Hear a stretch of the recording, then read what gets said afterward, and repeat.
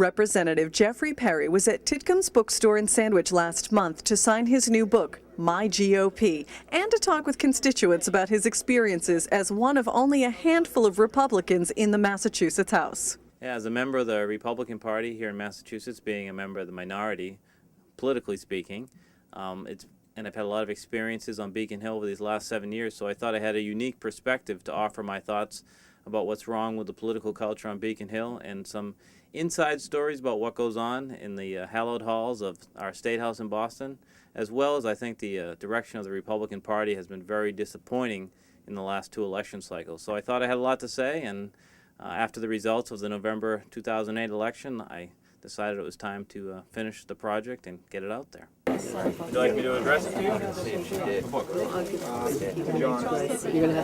I like many of you perhaps, I grew up in a Democrat household. I grew up in Attleboro, Massachusetts, factory town. My mom worked in a factory as a secretary for 35 years. My grandfather was an auto mechanic. True believers of FDR and JFK. No doubt about it. Had the picture in the wall of JFK. Every election we had the favorite Democrat sign on the front lawn. I grew up. I must be a Democrat, right? They are. I love them. Must be. The first election that I was paying attention was 1980 with Jimmy Carter and Ronald Reagan. And it was pretty clear to me at the time about what direction I wanted the country to head in. It wasn't Jimmy Carter's direction. It wasn't the negative, pessimistic view that America was bad, that we needed government to interfere with us, to do anything for ourselves. It was Ronald Reagan's vision of hope and optimism, and that it was okay to feel patriotic. It was okay to be a proud American and to believe in the free enterprise system.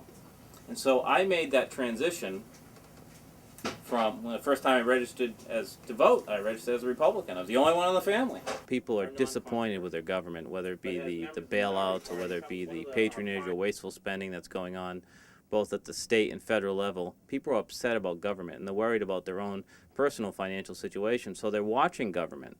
And unfortunately, the closer they watch, the uglier it is, whether it be the wasteful spending or the ethical missteps of some elected officials. So I think now more than ever in the 4 terms I've been in office, people are engaged in their political system, and they're concerned about the direction the country's going in and where the political leaders are taking them.